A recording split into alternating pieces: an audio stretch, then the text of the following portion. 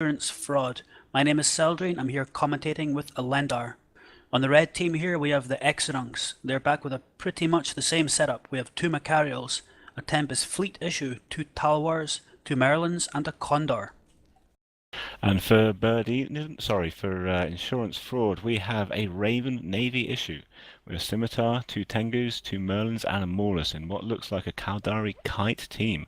DHB Wildcat flying his old favourite, Navy Raven, which is even named Burn Eden. Yeah, this will be interesting. It'll be coming down to if the Caldari Navy can beat the Republic of the Mimitar's Tempest. But I'm not too sure with this right now. It's all going to come down to if these kiting teams are allowed to kite. I think these Talwars are going to be doing a good job at killing these frigates of the blue team, and we've got some nice tank and damage from this red team, so I think this could be going the way of the red team. Yeah, I think I agree here as well. It's all going to be about the tackle in this match, and Insurance 4 has only got 3 light support compared to 5 on the Exodus side, and most towers very strong against the frigates. Yeah, that's And a the match is countdown good. just about to finish. The match is just on, and yeah, I agree. The Talwars are just fantastic with light missiles. They can put light missiles out to nearly 90 kilometers if they're implanted and rigged properly. So they are just fantastic at destroying frigates. The match is off. No damage yet coming out of any team, but hang on, immediately there we have the Condor of Sabotage taking serious shield damage. And that Condor is charging right in. Very brave considering he doesn't have a logistics on his team. He's already dropping quite quickly. If they can knock out those tackle, it's possible. While the Navy might get caught, the Tengus and the Scimitars may be able to keep fighting. And we're seeing quite a lot of damage applied to Macario. So he is taking a lot early on. He is dual tank, so it may not be that significant. But we're seeing the Macario barely holding low shield. Yeah, this is an amazing turn up. There just seems to be no damage coming of this red team whatsoever. Look at the damage piling in there. We've got the Macarial in serious trouble, this Talwar in serious trouble. We had that flight of the Condor ended immediately, that Condor nearly exploded, and there we got a Talwar just gone as well. So this is completely as we predicted it. And this blue team is just running around this arena, spamming missiles and just blowing stuff up. And these Macarials and this Tempest Fleet issue just aren't getting close to the insurance fraud team. They're chasing them around the arena, but they're just so much slower being dual tanked. They may be plated.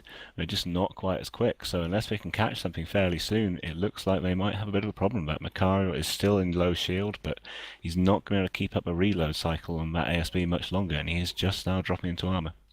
Yeah, but look at that support in the red team has just been annihilated. You know, the only chance this red team have is getting those tackling frigates onto these kiting blue ships and stopping them.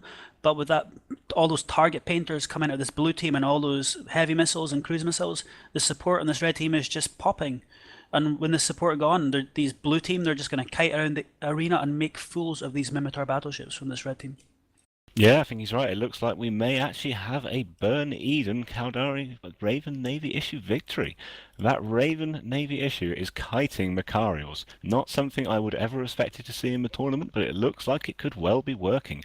And Exodus is just down to a single support frigate with no logistics. That Merlin's going to have to be very, very clever to get in, get a tackle for long enough for these battleships to hold anything without just getting blapped. Yeah, but that last Talwar that died was actually a boundary violation. The pilot was El Diablo del Rojo, and he was actually the captain for the Exodunks team. So you really know you're in trouble when your captain just cannot be bothered piloting anymore and just goes for the edge of glory. Yes, we have seen that before. A team captain burning for the edge of glory. It doesn't tend to work. That Macario now in low armor. Unless he gets an ASB reloading very soon, which it looks like he might have just caught, he's going to drop down. Yep, that ASB is running, but he's still dropping. He's still slowly shredding armor. So it doesn't look like that Macario of Dalika is going to last much longer. Yeah, he's in serious trouble here, but it is worth mentioning that these 3 battleships on the red team are all dual tanked. They've got ancillary armor repairs and ancillary shield repairs, but that dual tank is not effective. This blue team is putting out a really nice amount of damage, and that Macarial is in low structure now, and he'll be exploding. At the same time, the Scimitar of Kofara is taking a fair amount of damage. He's tanking it with his ASB, but it's possible if they can keep that damage applied and it drops through his reload cycle, they might actually get that Scimitar down as he's dropping into low shield now. Yeah, the Scimitar is in trouble, but look at that. That's the first Macarial down now, so that's basically a third of the DPS removed from this red team. So that should be enough of a DPS mitigation for the Scimitar just to pull through. What Kotha and his Scimitar wants to do right now is just gain range and just kite away from these battleships and force them to choose a different target. Yeah, that looks like the best plan. But Despite what we all expected, DHB Wildcat is still kiting in his Raven Navy issue. He's keeping range, and that Raven Navy is surprisingly effective. It appears Burn Eden may be making a comeback. You could be seeing Ravens in your system again soon. Yeah, this to me is just the tournament match that DHB Wildcat has been dreaming of. He tried to bring the same sort of setup in the last SCL and it was a spectacular disaster, but he's brought it again and he is now having the time of his life. Just look at him there. Mike Kowart driving around the arena pretending to be Bernard and spamming cruise missiles. He is having a fantastic time. Matt McCarry of Strum, I'm not even going to try and say his second name, is half armor. He's still ASB tanking with his shield, but it's just not enough about all that missile damage that's being put out on him. He's target painted, he's webbed, he's neutered, he's not going to last much longer, and this could be the first match to go to 3 matches. Yeah, when the insurance fraud take this victory, which is all but guaranteed, that'll be one to them and one to Exodunks. So we'll be back for the final best of 3 for the first time today, which will be really exciting because it'll be do and die for both teams. They're going to have to each bring their best setups, trying to outthink the enemy, and whoever wins the next in the best of 3 will be the one that goes through to the second day.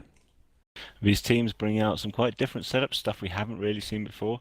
Caldari Kite, we've seen it before, but not like this. Certainly not with Battleship involved. And Exodunks, they've brought the same setup twice now. First time it worked for them, second time it hasn't. So they're going to have to change things up if they want to run, if they don't want to risk running it again and just losing exactly the same way. Yeah, and very good piloting as well from the blue team. They've made the correct decisions with what happened, that Scimitar was taking damage and he knew that these battleships were range limited with their weapons and he just pulled range until the damage came off him. And it appears those battleships didn't even notice that and just continued to try and shoot him. Like they just all but given up in this match. And we can see there the final Tempest fleet issue of Ishnala is just going to be hitting structure any second now. Yep, interesting choice for that team, taking those few kiting frigates without any sort of logistic support against a team like this that can kite, we can keep applying damage from range. It just didn't really work.